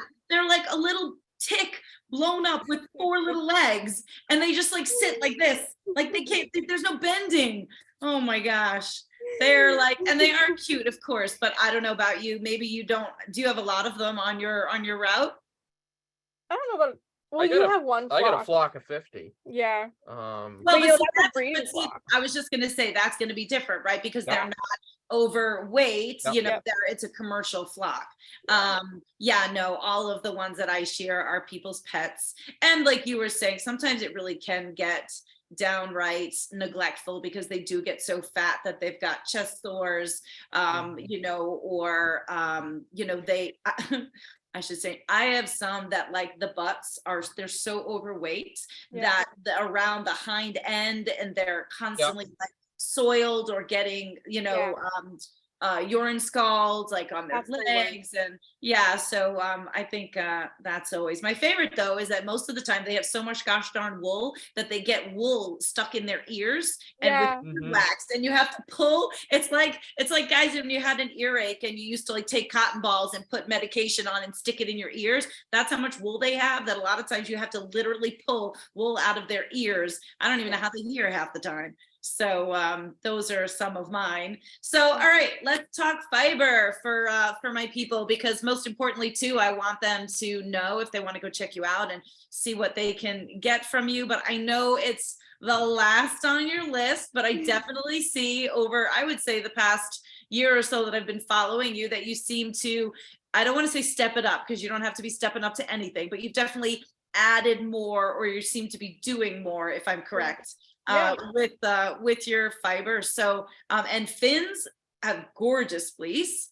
And then Border Leicesters can also be really nice. I think not as nice as Finn, but so talk to us about what you're doing with your fiber program and how you're looking to add that, because it's added value. Yeah. We These people buy more yarn than they even know what to do with. So they it's a good added value. yeah, so like we've had sheep separately for a dozen, 15 years, and we just started having our own yarn made like 3 years ago, and so that's been a huge journey for us, because we both show sheep, we've judged fleece shows. I got my certification as a wool classer, so we love fiber on the hoof. Like talking about breeds of sheep and the different kinds of fiber and all that is so our thing. Once you get it off and start doing any sort of processing with it, it's a totally different ballgame. So it just took us this long to get into it, but now we do from our own flock breed specific yarns. We've got a Finn yarn, a Border Leicester yarn, and then we started doing with our shearing clients, we call it Shearer's Twist, and it's just any product. We've got yarn, roving, and some knit items from wool that we've shorn. So like I was saying, when I was a 4-H kid and I just was overwhelmed with the fiber side of things, there are a lot of really, really good shepherds out there with beautiful fleeces who just don't know how to sell a yarn. They don't knit, so they don't know what weight, gauge, colors, any of that is. And that's a huge hurdle for them. So not that we're the experts on that, because we're still new to it, but we've kind of taken it upon ourselves to take the best fiber that we're shearing that's not getting sold and doing something with it. A lot of it actually we sell to other yarn makers. We sell to like some brick and mortar shops. I have a really cool high-end carpet maker, like home decor company working with us now. So a lot of it we just sell wholesale to other people, like wool brokers, but some of it we hold on to and we also sell ourselves. So the biggest project we did recently was a Columbia yarn, and that is a breed of sheep that was developed here in the US. So they are primed to be raised here. They're suited to our climate, to our industry, super hardy, super good sheep. They were a fine wool cross with a long wool. So that fine wool is like a merino that a lot of people are after, but a little hardier and a little more suited to our climate than a lot of merinos, with a little bit of long wool added some other durability. So we do a Columbia yarn, and then we also started doing knit hats and mittens this year, which we used I as saw a that. source. Yeah. Now, where did you get those done? Battenkill does the spinning, and then they work with another local mill in New York to do the knitting. So it's all machine knit. But we couldn't pump out 100 pounds worth of wool into knit hats ourselves. Yeah, absolutely. And in those we use a lot of meat breeds wool. So people sometimes think that a meat breed has wool that can't be used, but it's totally not the way it goes. So we have Shropshire, which is technically a heritage breed, meat breed, a lot of Shropshire wool, South Downs we talked about a little bit. What else is in those? There's some polypay. Some polypay, some Border Leicester crosses. We kind of threw in all the wool that we couldn't get made into a nice yarn into these hats and mittens because it's still durable. It keeps you warm. 100% wool. Just finding another outlet for the stuff that's not going to make a great yarn to knit with. Exactly. Yeah, we do that a lot with we have a co-op for llama fiber, and so we will have it turned into socks. But one of my favorite things is like people pick up the socks and then they put it against their face. I'm like, no, because like you said, you're taking a lower quality fiber that can't go into yarn to make other products that are designed to be a little bit more durable. So I just always find it funny because I'm like, look, if your feet are as sensitive as your face, I want your feet, like you can put a lower quality fiber on your feet, it's just, you want it to hold in tight. And a lot of, with my customers, my friends, I always also try to say, look, everything doesn't have to be yummy and squishy. Yummy and squishy does not hold up over the long haul. And, so even to your justification, like mitts are a perfect application. And even with the hat, what if it's a little scratchy, then sew in a fleece lining to it, or something like that. But those are the outerwear, right, that you want to be able to use those let's say less intended for yarn kind of things. Now, are you guys, did I see if you were doing any dyeing, or are you guys keeping everything natural right now? We've done some of both. We don't dye ourselves. We work with a really tiny mill way up in the Northeast Kingdom of Vermont, who is owned by a woman that Colin sheared for when he was like when I was just starting. So that's fun. Go full circle there. She does our dyeing for us, but we also do white and natural colors. So both of our breeds come in a variety of colors, and we'll spin them up white or not white. And then we've got a variety of colors that come out that way. So it's interesting because that's kind of exactly how I started my journey as well. Although you sound like you're way more selective about the fleeces that you're getting from clients than I was when I first started. I'm definitely way more selective now. But I mean, if you think you don't know anything, I really didn't know anything at all.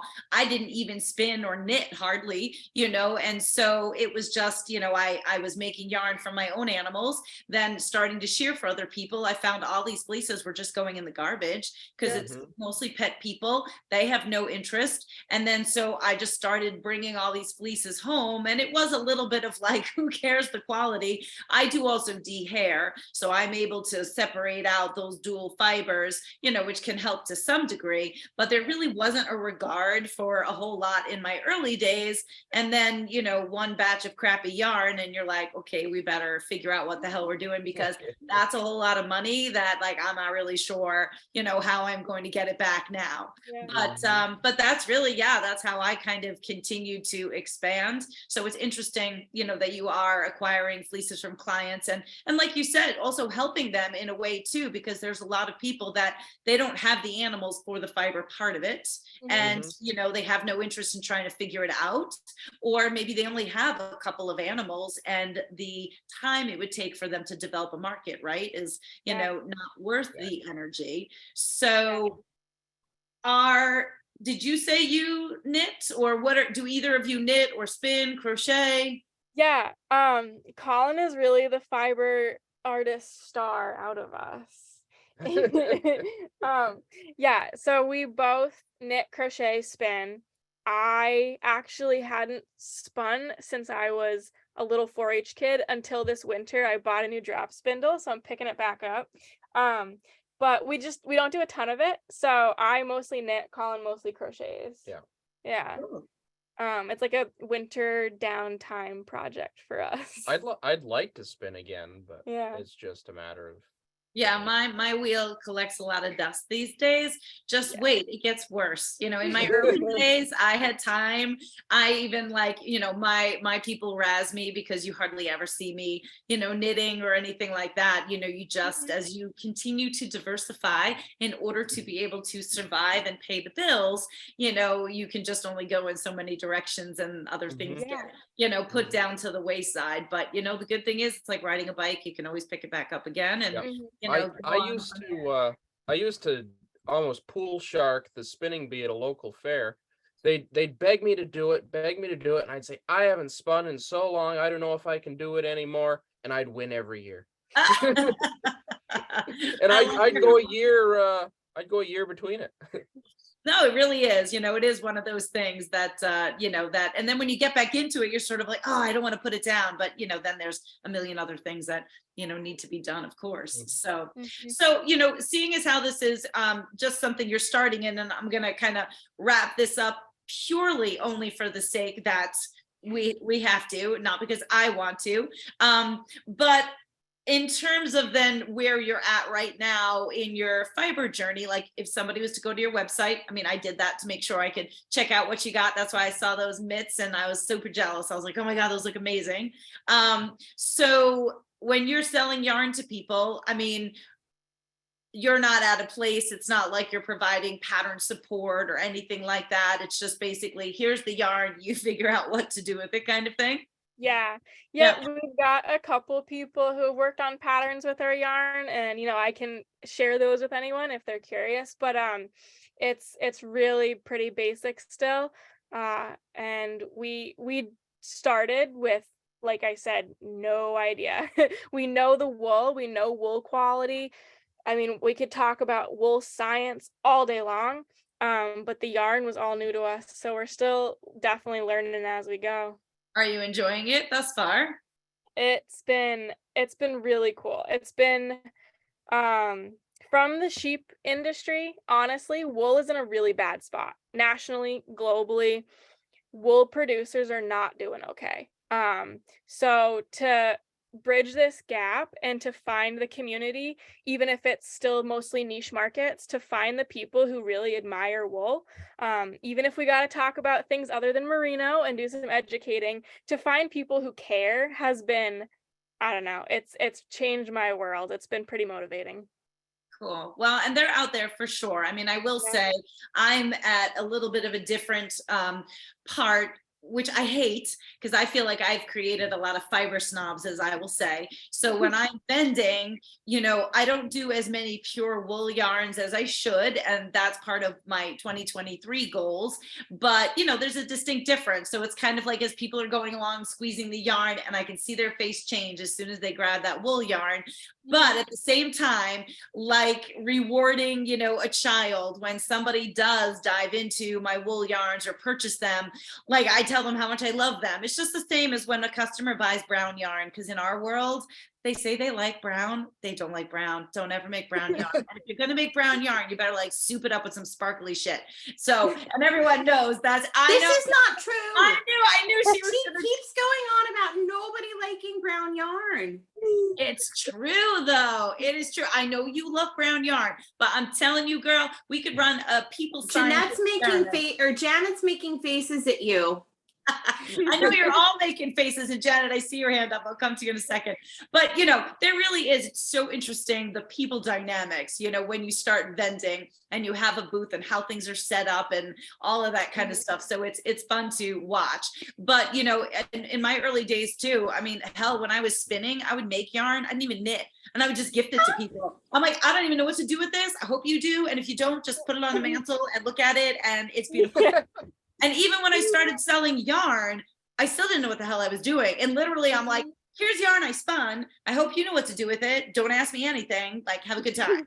And I think like that's okay, right? I mean, as long as we don't try to pretend we know something when we don't know something, nobody can fault you for it. So I will say, as I kind of, so please guys, do make sure you check out their site. Jen, I'll come to you in one quick second. So I just don't forget this.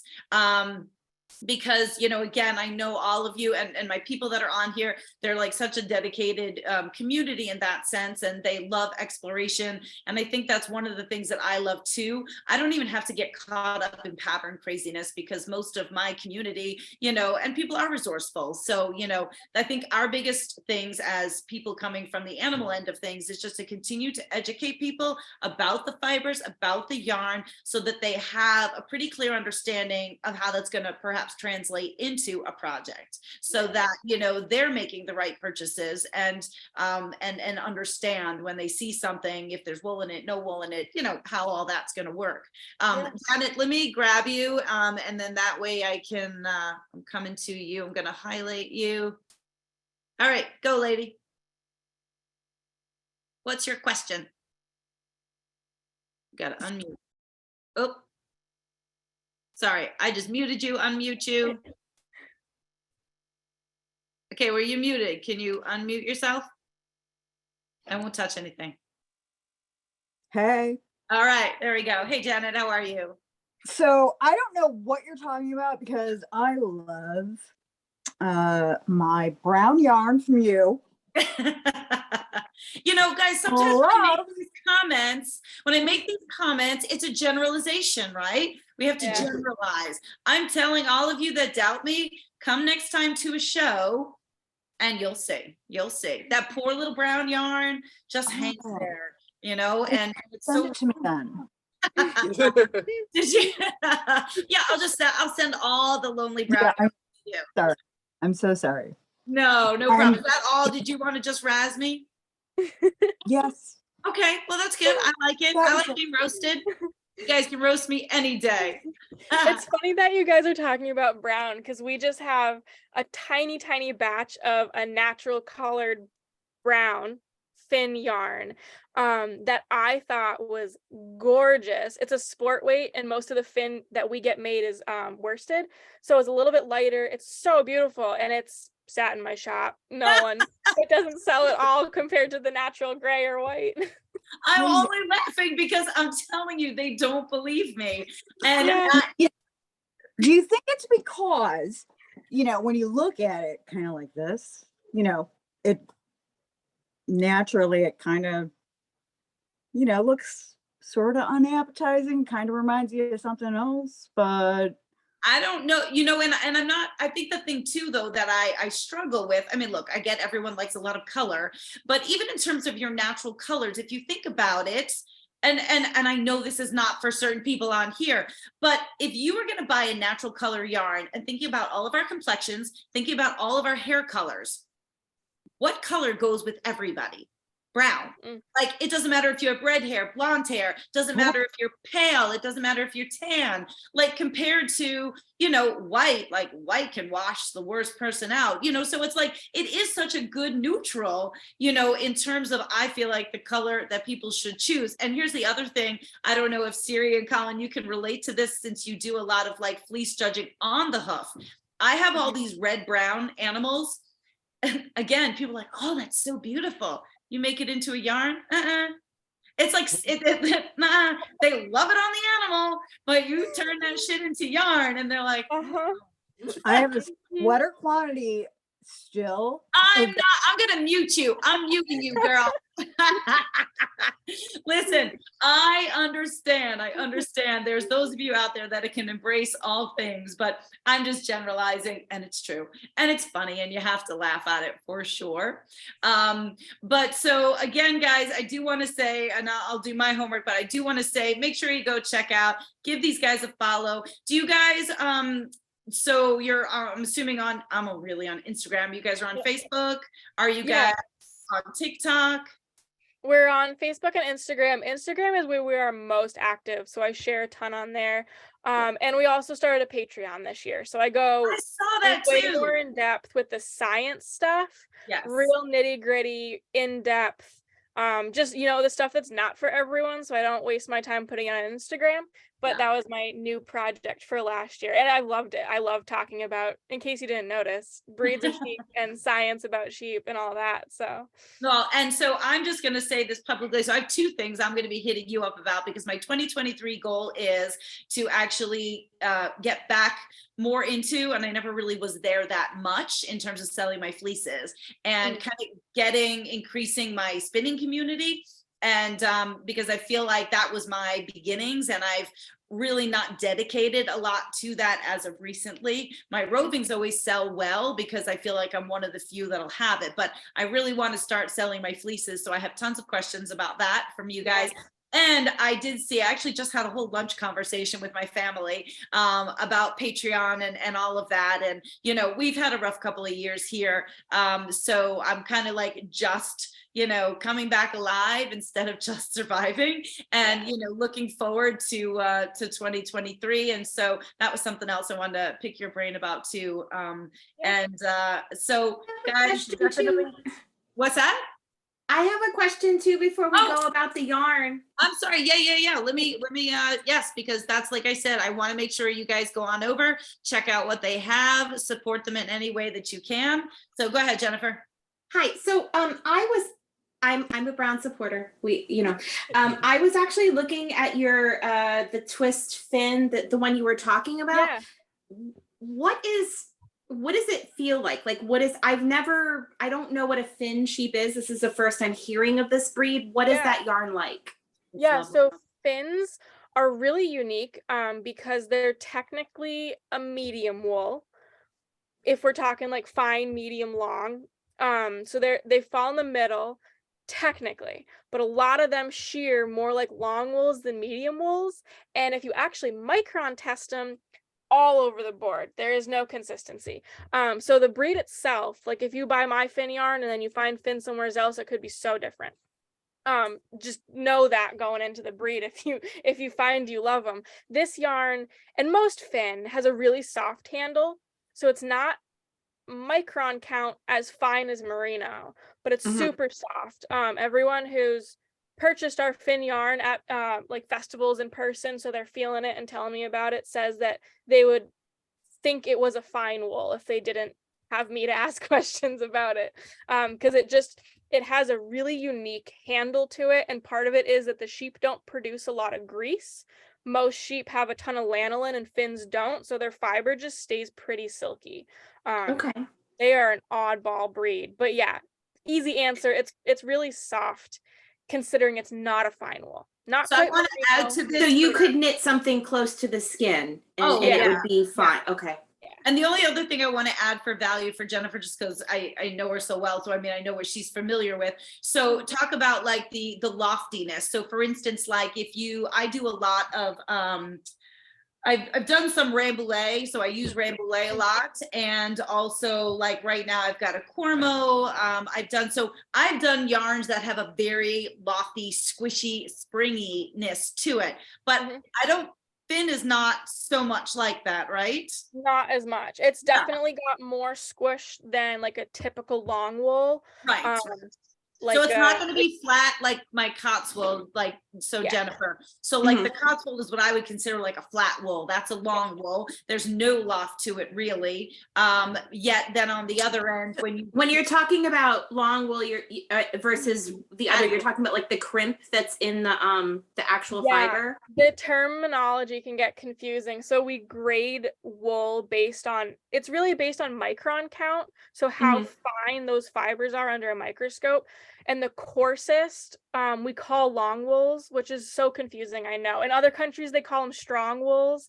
They're like the curly breeds. So Cotswold, you see those big long curls. Clover and Mumford that I have here on my farm.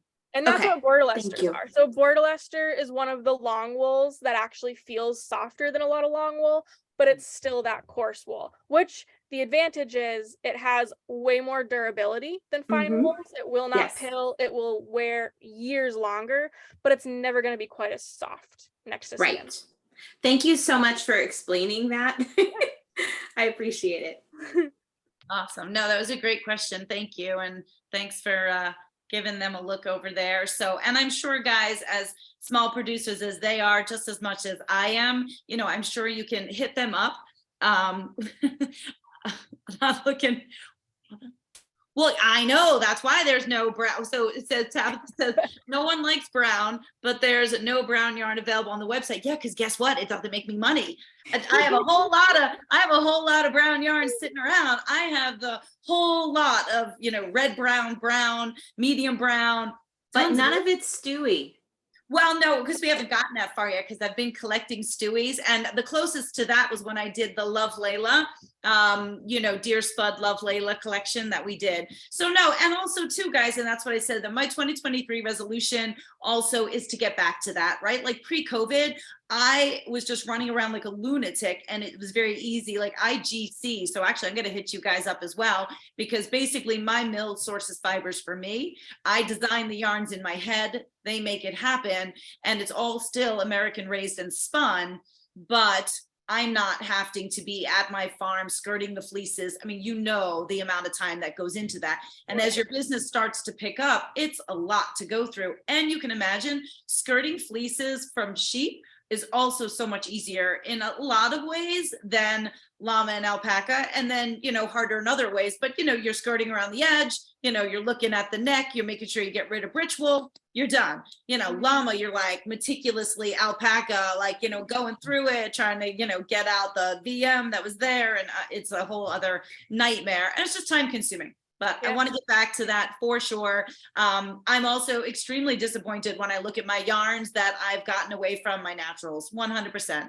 But you'll see, I'll have naturals and then I'll have my dyes, and guess what's still going to sell? I mean, it just, you do have to, when it comes down to it, we need to sell stuff, people. So that's, but yes, you're absolutely right. And we do have that brand new yarn that we just got in. And look, guys, I'll be honest, I'll even say it publicly. Like, that was a yarn drop of which I have no qualms in saying nobody has purchased. And that's okay. That's not what this program is about necessarily, but I would be darn sure that if it was some sort of like fun pink, purple, splotchy, whatever, we've had some cart napping, over some of my dye collaborations. And, there was not a whole lot of love as of yet. To the turkey, and that has a whole nother story. It's a young girl's, it was her flock of cormos, and she's the daughter of my spinner, and so she's been making her own yarns, and I invest in her. She's 14, so I invest in her and I buy her yarns and then sell them. So they a lot of them know her personality. So anyway, but that's that's just a whole nother topic there. So guys, please do go on over. I'm sure, again, if you have any questions about any of their fibers, especially like Janet, you're a spinner, so I know you'll work off of roving. I absolutely admire the sampler that you guys put together that way. So I think that's super cool. So for me, I'm not going to take much time. You guys all know the same thing. Don't forget, you've got my coupon code. Don't forget, we've got the raffle basket that will be given off on the 6th. I want to remind you, tomorrow night, we've got Lisa Hoffman. Then we're going to roll in with Chelsea Yarns. Then we're going to roll in after that with Amy Kidd. I don't know if you guys would know her. I mean, I shear her flock, but she raises Gotlands. So she's got a small family flock down in North Carolina. That's an interesting sheep. Very tough to shear for me. They are so tense. So tense. I think they're slippery. Like, they're just boop out from underneath me. Oh my God. I actually have a different way that I've sheared them, because the easiest part, oh my God, I could go on and on. The long blows, right? The long blows, when you lay them down to do the long blows, should be easy as hell. That's when they leave you. They're like, no, I'm out of here. So I like have to suspend their neck up a bit more and then just like skip that part and then flip them over. But anyway, so Amy's going to be with us on the 4th, and we've got another yarn drop. Actually, Amy and I did a collaboration between her sheep and my llama. So we should talk about something like that in the future. So Amy and I have got that drop on the 4th, and then we've got Birdie Parker Designs on the 5th. So we still got a great lineup, and I know you guys know all of that. I'm going to publicly say, like, I absolutely love this. This was like beyond my expectations. I could seriously still go on for another 2 hours with you guys. What I also want to say is, look, I'm sure I'm like twice your age. Never mind that.